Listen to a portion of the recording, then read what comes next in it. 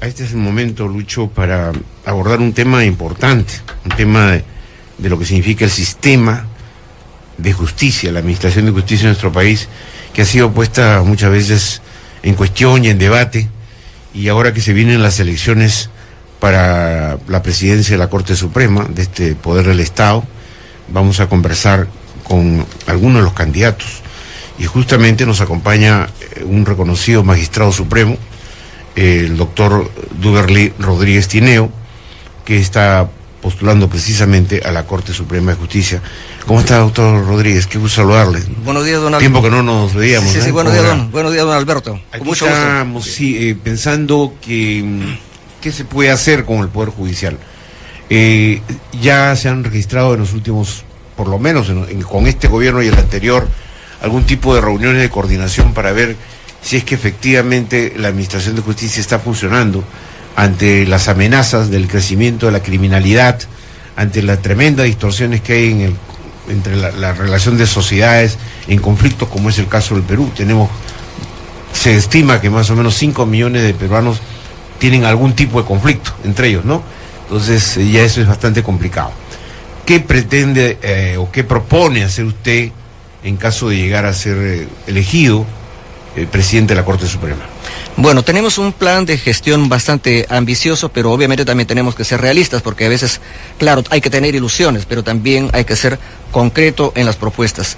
Yo particularmente pienso poner un acento especial en avanzar, porque va a ser difícil culminar en un corto periodo de 2 años un proceso que es complicado, que es el tema de implementar un programa de justicia digital en el Poder Judicial. Ese tema de la justicia digital está pues dentro de lo que nosotros llamamos el gobierno electrónico, las tecnologías de la ciencia y la información, y que apunta, ¿a qué apuntaría básicamente el tema de la justicia digital?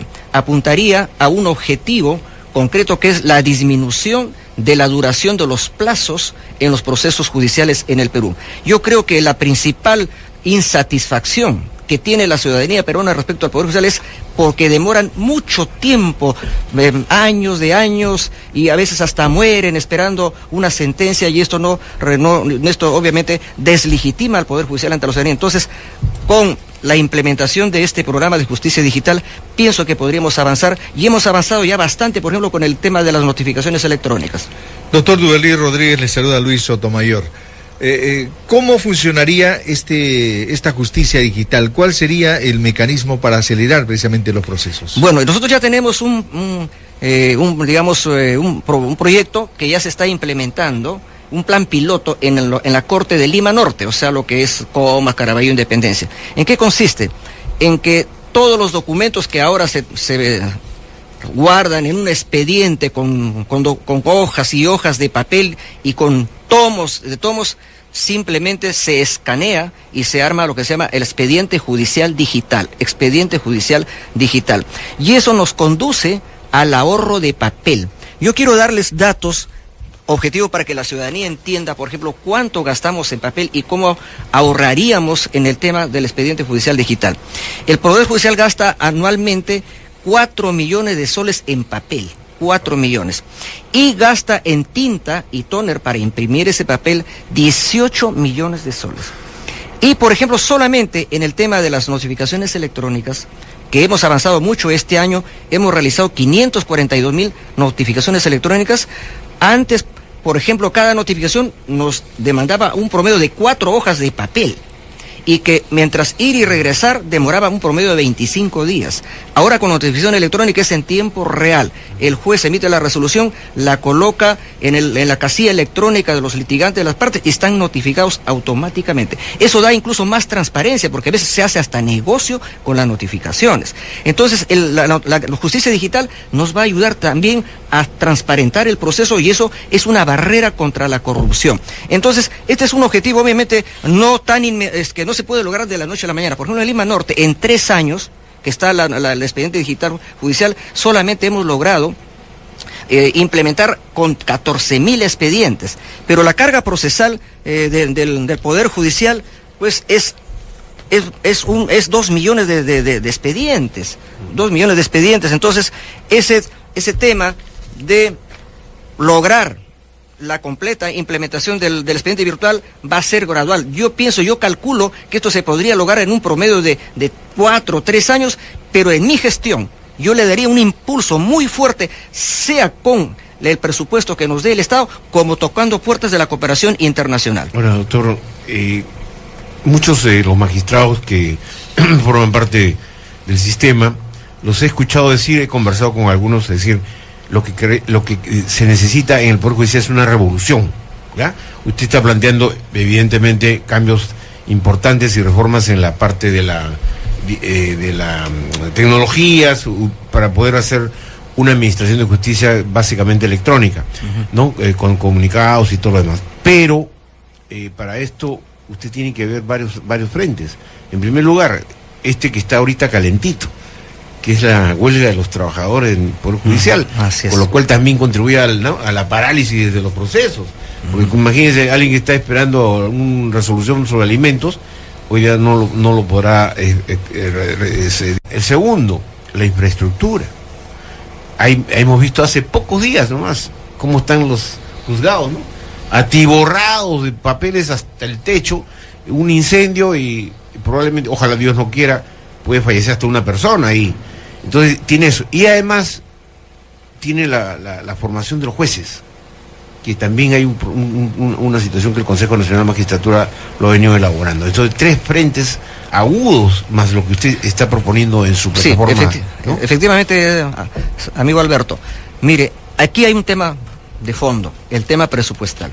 No es posible ninguna reforma si es que no se invierte en justicia. Pero los gobiernos tienen que entender que así como es justo y necesario que se invierta en salud, en hospitales, en postas médicas, que se invierta en educación, en colegios, universidades, que no se abandone la educación pública, tampoco se puede abandonar el servicio de justicia. Porque ¿qué pasa? Por falta de logística, por falta de apoyo económico, los jueces quedamos deslegitimados ante la sociedad, porque la sociedad no está viendo que si nos falta un local, que si nos falta una computadora, ellos simplemente están viendo que sus procesos demoran 5 o 6 años y los culpables son los jueces. Ahorita cada juez tiene un promedio de los jueces de primera instancia de no menos de 2.000 expedientes cada uno. Imagínense si son 365 días del año y tuvieran que emitir una sentencia por día.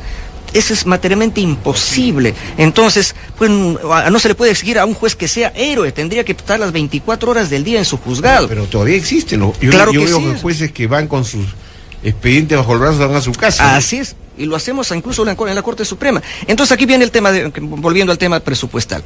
Yo he dado una frase tal vez un poco, digamos, no tan adecuada, pero realmente se nos ha conducido o se ha resolvido a la condición de mendigos. Tenemos que anualmente estar rogando para que nos den soles más, para poder sufragar los gastos ordinarios, para pagar alquiler de locales, porque no tenemos programas de inversión. Es un contrasentido que paguemos millones de soles en alquiler de locales que no están igual, y sin embargo no podamos construir. Entonces ahí también tiene que haber, ahí tenemos que tener un avance fuerte. Entonces para conocimiento de la ciudadanía, nosotros para el año 2017 hemos pedido 3.108 millones y solamente nos han otorgado 2.056. Quiere decir que nos han dado casi la mitad de lo que hemos pedido, el 60%. Frente a ese problema yo pienso que hay un cambio estructural. Ese cambio estructural parte por modificar la ley de leyes, la propia Constitución. Porque si a nivel de la Constitución se pone una norma fuerte, el Poder Judicial podía tener más posibilidades de mejorar el tema presupuestal.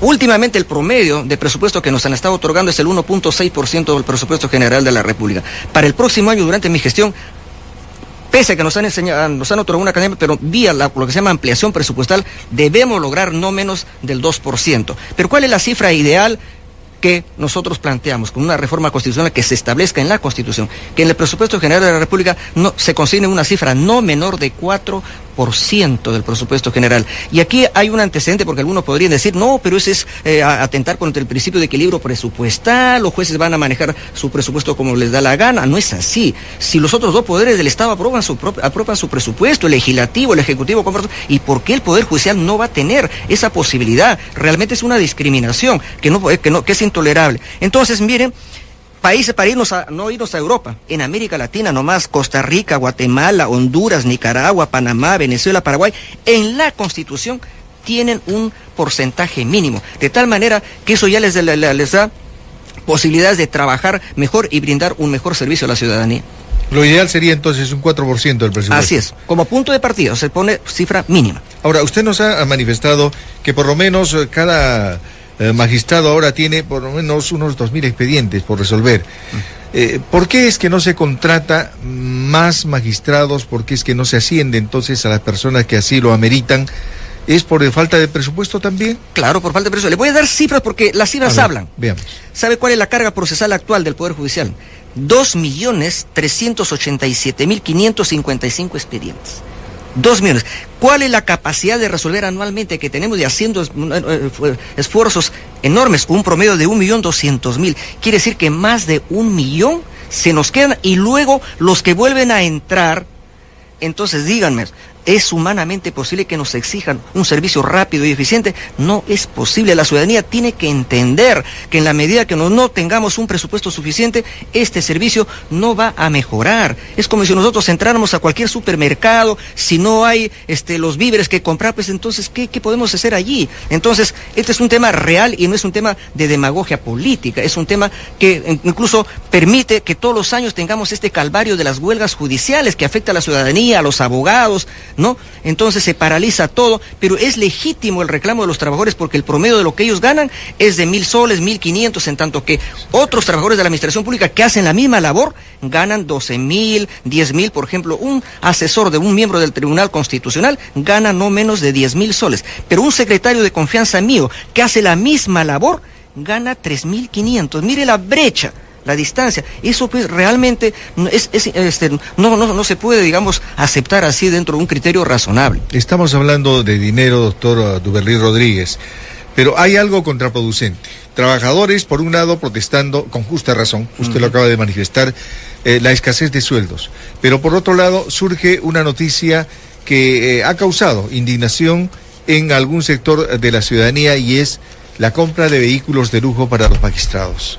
Entonces, explíquenos, ¿cómo se entiende esto cuando sabemos perfectamente que ustedes necesitan algunas facilidades?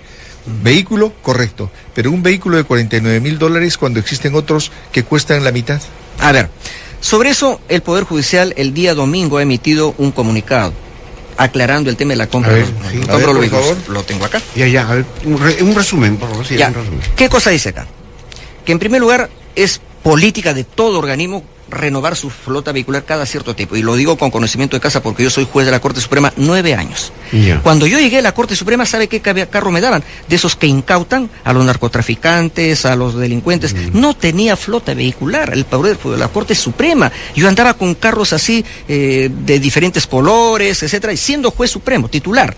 ¿Ya? Ni siquiera provisional. Entonces, en el periodo del presidente Javier V. Stein, se compró una flota de Nissan Teana, que también son vehículos bastante cómodos, pero eso fue el año 2010, han pasado 6 años, y ese carro que a mí me asignaron ya estaba prácticamente inoperable, ya no se podía, digamos, brindar el servicio. Entonces, durante 2 años, últimamente se ha estado haciendo todo el trámite porque es un tema del Consejo Ejecutivo, no es tema de la Corte, de la Sala Plena de la Corte Suprema, es del órgano de gobierno. Pero justamente el doctor Villestein ha sido el que ha observado eso. Bueno, ¿no? Esa es una crítica, es una crítica que él hace, digamos, tiene algunos argumentos, pero la realidad es la siguiente. Al comienzo de este año, con un saldo presupuestal del año pasado, pudieron comprar 8 vehículos Honda, que también son bastante cómodos. Entonces les entregaron a los magistrados más antiguos, por ejemplo, a mí no me tocó, yo seguía con el carro malogrado, ¿no? Entonces fueron a comprar una flota nueva de 20 carros, que es marca Lexus, que no es una marca, digamos, de lujo, no es Mercedes-Benz, no es BMW. No es una marca. De todas maneras, Lexus obviamente, claro, pero seguramente dentro del concurso de precios que hizo, pues esa parte yo no la conozco ya, esos pormenores, me imagino que encontraron que era el vehículo adecuado. Pero yo creo que hacer una cuestión de Estado por una compra de vehículos que eran, digamos, necesarios, ahora, en tema de los precios, no puedo, digamos, dar mayores opiniones porque no conozco los anteriores, esa es la parte administrativa, pero en cuanto a que era legítimo la renovación de los vehículos, sí era necesario. Doctor, obviamente que está bien, la reforma, la renovación está bien. El tema es los precios. Claro. Eso es lo que se estaba cuestionando, que les den vehículos Claro, lo nuevos. sé, pero eso yo, digamos, no ¿Cuántos puedo... son los supremos? Somos 20 titulares. En total. Así es. Entonces, ¿hombres, varones? 17 hombres y 3 mujeres. 3 mujeres, ya. A ver, doctor, usted ha dicho pues justamente lo que no nos comentaba, que el Poder Judicial no puede ser un mendigo. Cierto, pero a ver, ¿cómo van a resolver sus relaciones con el Ejecutivo para que finalmente puedan soltar dentro del presupuesto de la República que usted acaba de mencionar? Les han dado menos asignación, menos, ¿no es cierto?, de lo que habían pedido, y que llega creo que al 1,6%. 1,6%. Ya. ¿Cómo van a hacer ahora? Porque el próximo año se viene bien complicado. Probablemente, usted sabe, ¿no?, los conflictos sociales, los conflictos, hay litigantes y justiciales a montones, ¿no? El que menos ya ni siquiera va a la etapa previa de cómo se llama, de la conciliación. Ahora todo el mundo va al litigio. Entonces, estamos en una sociedad demasiado picapleitos, ¿no? Esa es la verdad. Todos son litigantes. Todos son litigantes. Entonces, todos queremos tener la razón. Entonces se va a complicar el escenario que usted mismo acaba de decir, más de 2 millones de expedientes embalsados. ¿Cómo se va a hacer si no hay plata? Bueno, si ya se ha dado el presupuesto. Claro, ya se ha dado el presupuesto. O sea, ya hay un panorama poco auspicioso, ¿eh? Sí, un poco pesimista, digamos. Pero, bueno, no hay peor gestión que la que no se hace, pero además se tiene que hacer con razón. Con razón. Si uno tiene la razón, las puertas yo creo que se van a abrir y se puede convencer. Mire, es cierto, el presupuesto ya se aprobó, la cantidad que le acabo de mencionar, pero hay el mecanismo de ampliación presupuestal. El mecanismo de ampliación presupuestal. Pero generalmente al Poder Judicial se le da cuando hay un conflicto, ¿no? Cuando hay la huelga, ya con la cosa está peleaguda, recién entonces dice, a ver, la vamos a soltar, pero le sueltan poquito. Y el historial está así. Así es. Le sueltan poquito y no resuelve el problema. Pues. Claro, pero nos queda el mecanismo de la ampliación presupuestal. Ya. ¿Cuánto podemos lograr? Dependerá de la voluntad política del gobierno. Ese es el problema, pues, ¿por qué la voluntad política? Si usted está demostrando técnicamente. Es un poder del Estado. Exacto, es un poder del Estado. ¿Por qué voluntad política, señor? Mire, técnicamente tengo más de 2 millones con la proyección a que se incrementen los litigios, se incrementen los justiciables. El delito en el Perú cada día es mayor. No solamente estamos hablando ya de la gente que entra en litigio, sino los justiciables, lo que hay que administrar justicia, ¿no? Con casos de delincuencia, alta nivel de criminalidad, eso demanda que los tribunales tengan que foguearse más. Y no solamente los tribunales, sino todo el sistema de administración de justicia, particularmente el Ministerio Público. Así es. Porque acuérdese que ahora el que investiga, toda la carga de la investigación está a cargo de los fiscales. Y mire, si ustedes pasan una mirada por los procesos penales, digamos, emblemáticos, ¿cuánto están durando? Deberían durar 4 meses. Porque ese es el plazo de la investigación preparatoria en el nuevo modelo procesal penal. Y en procesos complejos, 8. Pero se están yendo a los 3 años. Y que eso incluso lleva a prisiones preventivas muy largas. Prisión preventiva es cuando todavía no ha sido declarado culpable, pero sin embargo ya está preso la persona. ¿Y qué pasa? Entonces, terminan todos sus plazos y tienen que salir los detenidos porque ni siquiera se ha hecho la acusación. Acabo de leer ayer, creo que Oropesa estaría a punto de salir. Porque ya imagínese. Eso, por ejemplo, ¿qué refleja? Que el Ministerio Público no creo que sea por falta de voluntad humana, sino que tiene que ser por falta de recursos. Por ejemplo, ¿qué pasa en los delitos contra la administración pública? Son los más sensibles los delitos de corrupción. ¿Sabe cuál es la prueba ahí? Las pericias. ¿Pero quién tiene que hacer las pericias? Los contadores. Y los contadores tienen que pagarles porque tienen que revisar documentación. Pero no solo pericias contables, así es. Pericias psiquiátricas, psicológicas, de todo tipo. Bueno. Entonces todo eso demanda inversión. Entonces si el Estado, el gobierno no invierte en justicia, pues ¿por qué se nos va a echar la culpa solo a los jueces de ese problema? Es una responsabilidad compartida. ¿Y cómo va, para terminar, doctor, porque ya se nos van a, y tenemos que dar la oportunidad a otro magistrado, cómo va el sondeo? ¿Cómo va el sondeo? Mi estimado, entre los 20, ¿cómo es la cosa? Mi estimado amigo Alberto. Anda bien, yo creo. Ahí tiene una portada ahí en Expreso, ¿eh? Sí. Primera página de Expreso, doctor Duverlí. Sí, bueno, mire, yo a veces me tomo con referencia a la historia. Ya. Las Olimpiadas, que ahora son una competencia mundial importantísima, surgieron pues en el Olimpia, en Grecia, en la vieja Grecia. Y ahí los atletas griegos tenían un lema. Si se participa en una carrera, se participa para ganarla. Y si se pierde después de haberla corrido, no antes. Yo participo en esta competencia para ganarla y estoy seguro que la voy a ganar. Buena filosofía, doctor Duverlí Rodríguez. Bueno, desearle la mejor de la suerte, doctor Duverlí Rodríguez. Y bueno, si es que es beneficiado con el voto de sus colegas, enhorabuena pues, y esperamos tenerlo ya aquí nuevamente. Muy amable, muchas gracias. Muchas gracias.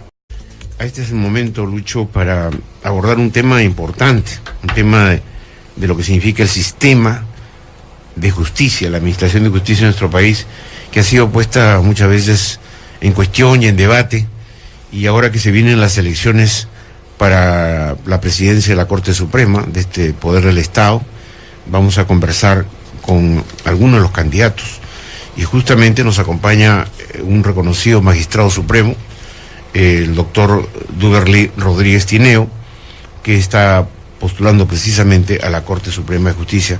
¿Cómo está, doctor Rodríguez? Qué gusto saludarle. Buenos días, don Alberto. Tiempo que no nos veíamos. Sí, buenos días, don Alberto. Aquí estamos, sí, pensando que qué se puede hacer con el Poder Judicial. Ya se han registrado en los últimos, por lo menos con este gobierno y el anterior, algún tipo de reuniones de coordinación para ver si es que efectivamente la Administración de Justicia está funcionando ante las amenazas del crecimiento de la criminalidad, ante la tremenda distorsión de los plazos en los procesos judiciales en el Perú. Yo creo que la principal insatisfacción que tiene la ciudadanía peruana respecto al Poder Judicial es porque demoran mucho tiempo, años y a veces hasta mueren esperando una sentencia, y esto esto obviamente deslegitima al Poder Judicial ante la ciudadanía. Entonces, con la implementación de este programa de justicia digital, pienso que podríamos avanzar, y hemos avanzado ya bastante, por ejemplo, con el tema de las notificaciones electrónicas. Doctor Duberly Rodríguez, le saluda Luis Sotomayor. Yo particularmente pienso poner un acento especial en avanzar, porque va a ser difícil culminar en un corto periodo de 2 años un proceso que es complicado, que es el tema de implementar un programa de justicia digital en el Poder Judicial. Ese tema de la justicia digital está pues dentro de lo que nosotros llamamos el gobierno electrónico, las tecnologías de la ciencia y la información, y que apunta. ¿A qué apuntaría básicamente el tema de la justicia digital? Apuntaría a un objetivo concreto, que es la disminución de la duración. Que hay entre la relación de sociedades en conflictos, como es el caso del Perú. Se estima que más o menos 5 millones de peruanos tienen algún tipo de conflicto entre ellos, ¿no? Entonces ya eso es bastante complicado. ¿Qué pretende o qué propone hacer usted en caso de llegar a ser elegido presidente de la Corte Suprema? Bueno, tenemos un plan de gestión bastante ambicioso, pero obviamente también tenemos que ser realistas, porque a veces, claro, hay que tener ilusiones, pero también hay que ser concreto en las propuestas.